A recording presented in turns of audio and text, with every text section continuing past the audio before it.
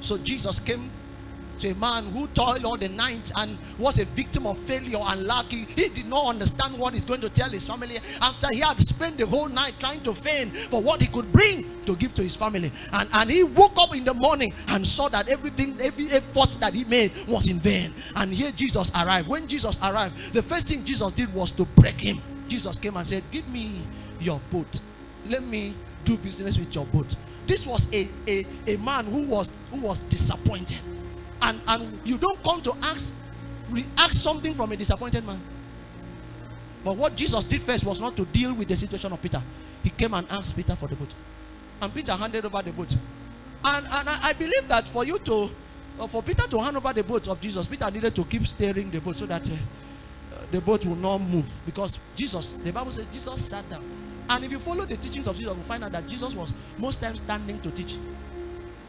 So when Jesus sat there, it means he taught for hours. It means Jesus was ready to teach for long. That's why Jesus sat down. He relaxed. It was not, give me a few minutes, I will be soon finished. It was, we are teaching. A man who just came out of a failure had the patience to wait for Jesus to finish. And the Bible never recorded where Peter told Jesus. So I'll check time. I hope you are checking time, because I'm already not happy. I don't want anybody to add to my anger. Peter was calm. He waited till Jesus finished. When Jesus finished, the Bible says Jesus turned to the same Peter and said, lay down thy net. You see, the first instruction demanded from Peter. The second instruction told Peter what to do. Oh, you are not following.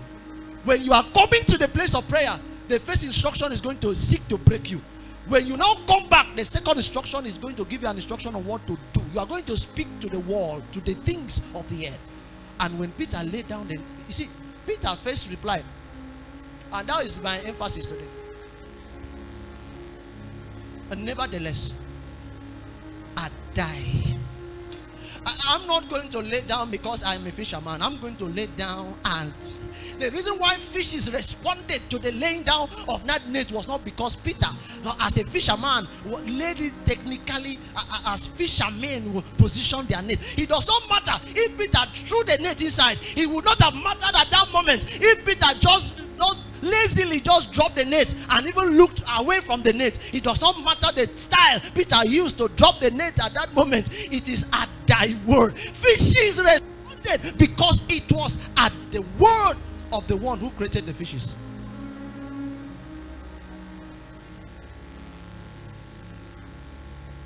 And he caught fishes. And Jesus said, I'm not finished with you.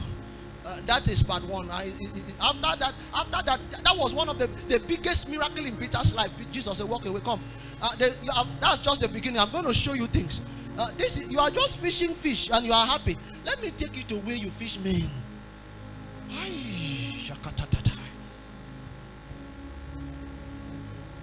Nevertheless, which word are you responding to?